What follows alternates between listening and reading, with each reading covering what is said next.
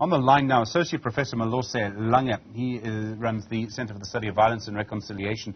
Professor Langa, good afternoon to you. We see these scenes of really community violence, people just attacking someone who's lying on the ground. What does this tell us about our society, this real violent response to zamas and to crime? Yeah, thanks, Stephen. Thanks for the invitation to be part of this conversation.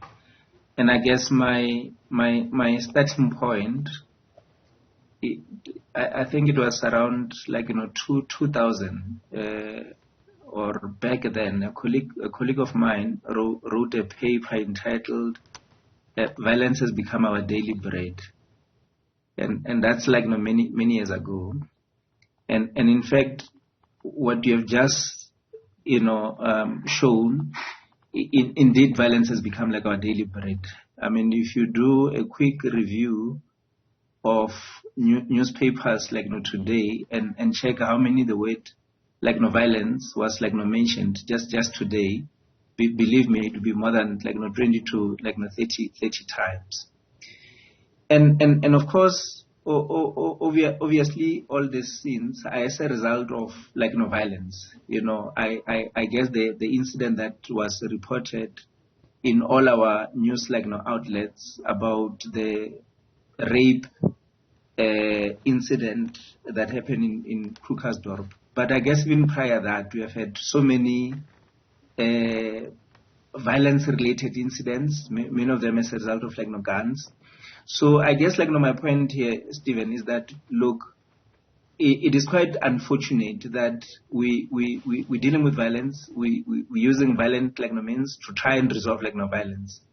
So it becomes quite cyclical. And I'm of the view to say this is not taking us anyway. And I've always repeated this statement about how violence breeds trauma and how trauma breeds violence.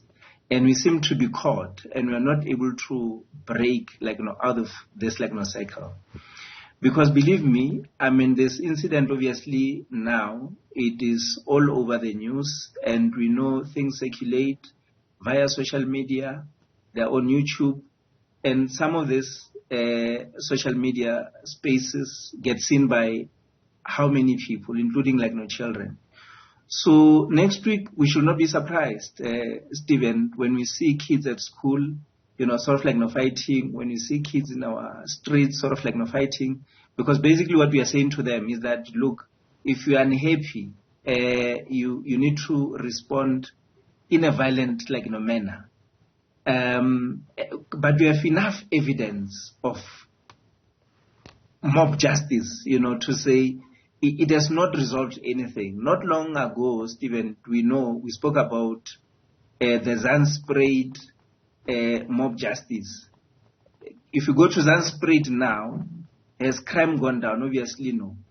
So I can also understand that everyone is frustrated about where there's a strong feeling that there's a poor policing in their communities, and people are now feeling the only way is to take the law into our own hands. But obviously, I think the point that I want to make is that is not going to give us a solution.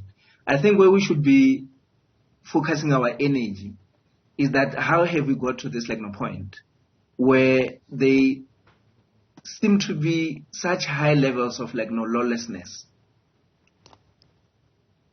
I mean, it's an important point you make, because if you don't have the rule of law, you just have might is right. The stronger you are, the more powerful you are, you just use violence. And sometimes I think it feels that we're sort of there. Yeah, and unfortunately, we are there. And what is very unfortunate, Stephen, is that we are not diagnosing the problem. We are not saying, what is the problem? How did this problem originate? What is it that we need to do? There's a strong sense of desperation, to say, because of course now it is street justice has been meted out. But has that given us like a solution. Definitely no. Because the issue here around many of these incidents is that, of course, people are feeling angry. And I think we also need to acknowledge that people are feeling angry. People are feeling frustrated. People are feeling unheard. People are feeling, look, we live with so much fear. And we also need to acknowledge that violent crime has become a major problem in this country. And once we are able to, and soberly so, we're able to diagnose the problem, the other thing, we can't always be saying, the police and the police and the police. But on the other hand, the police also need to act, decisively, and also, I guess, improve, their image. Because when you go into, some of these, communities, I mean, the issue around the West Rand, the issue of, zamazamas, it is not something new. It is something that has been known. It is something which, in fact, has been written about. And the violence relating to actions of the zamazamas, it is something that has been out there for many years. So we cannot now pretend as if it is something new. So basically, if you're to think about all these forms of violence, you definitely go to what happened in Tembisa, you go to what happened in Alexandra, you go to what happened to Soweto, we go to Kailicha, we go to Pietermaritzburg, we go to some communities in KZN. These are different forms of violence. But if you were to sit down and try and analyze them, you begin to see what you call the polymorphy of violence and how these violence are interrelated. And the unfortunate part, when we talk about them, we talk about them as sort of separate. Okay, this is what is happening in Kariso. Next morning, I don't know where we're going, Stephen. I'm sure we'll be somewhere. And then the following day, we are somewhere else. And then we see all these incidents as different forms of violence. But in fact, though they are happening in different communities, and hence at times it is as if are these copycat sort of incidents where, okay, we have seen what people did in Soweto, we are going to do it here in our community in Ikangala, or we're going to do it somewhere in Ivory, sort of park. But in fact, it's not how, because they're not coordinated, they're not planned. But they all show that violence going to the sentiment that I said earlier on has become our daily bread. It has become something that happens daily. And I think the media must be applauded.